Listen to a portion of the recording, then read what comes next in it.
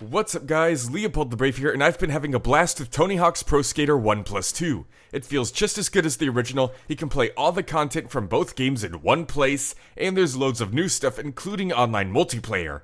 It's great. But I think it could be even greater. For as fantastic as the game is, there are a couple things in there that really do need improving, and just some changes I'd like to see as a personal taste thing. Now, I haven't really paid much attention to the dev side of things when it comes to this game like I have for Crash and Spyro games, so I have no clue if any post-launch content is planned. The only article I saw was regarding microtransactions, which are not in the game as of now. They may add them later on, but it'll be like Crash Team Racing Nitro Fueled where they barely even matter because everything is pretty easy to obtain. Despite how much content the skate shop has, I nearly cleared it out in just a couple days. Anyways, I have no idea if any post-launch content is planned, but if it is, this would be a great video to pull ideas from, because these are changes that need to happen. Anyways, let's begin. The first change I'd like to see, and one of the ones that needs to happen, is improvement to online multiplayer.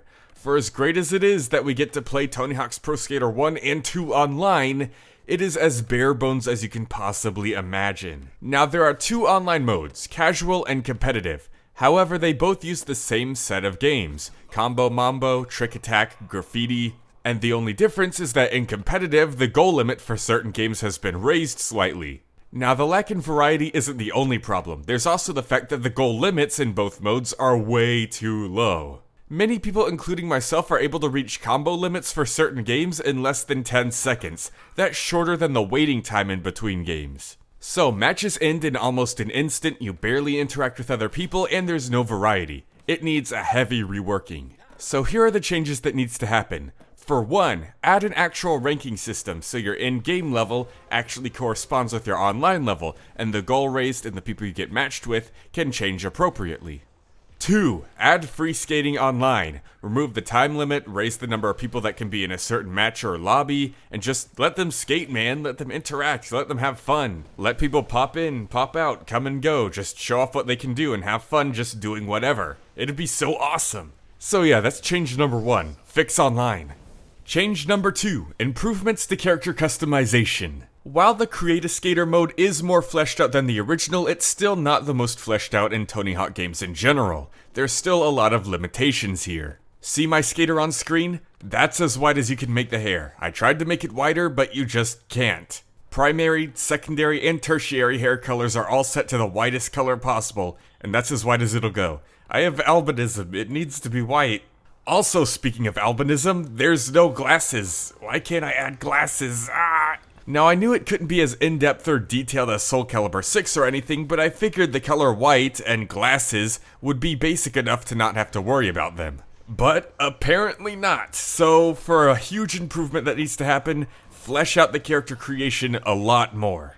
Also, maybe a few more character creation slots for those who just like to make really cool dudes.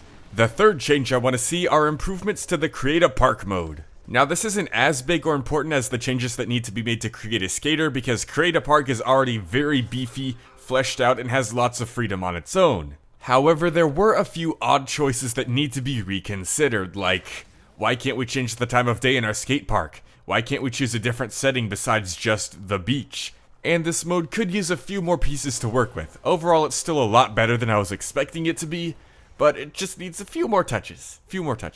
Change number 4 is dependent on if we're getting additional content, but here it is. We need more really fun skaters. Not that the skaters we already have aren't fun or anything, I mean we have a playable Alien and playable Jack Black for crying out loud. But Tony Hawk games used to go way harder with the amount of additional crazy characters beyond just the original pro skaters.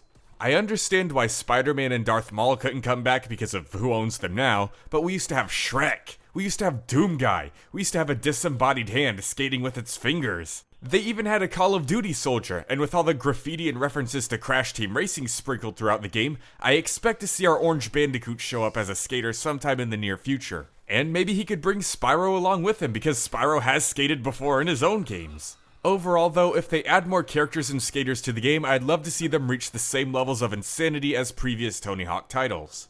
And that's about it for this video. I know 4 is a very odd number to make a list for, but I just couldn't come up with a 5th thing. This game is already so great and it's already satisfied me so much that 4 was the most I could do. But overall, if you've been playing this game, let me know how much you enjoy it, let me know changes you'd like to see, and leave them in the comment section below, and I'll see you guys next time.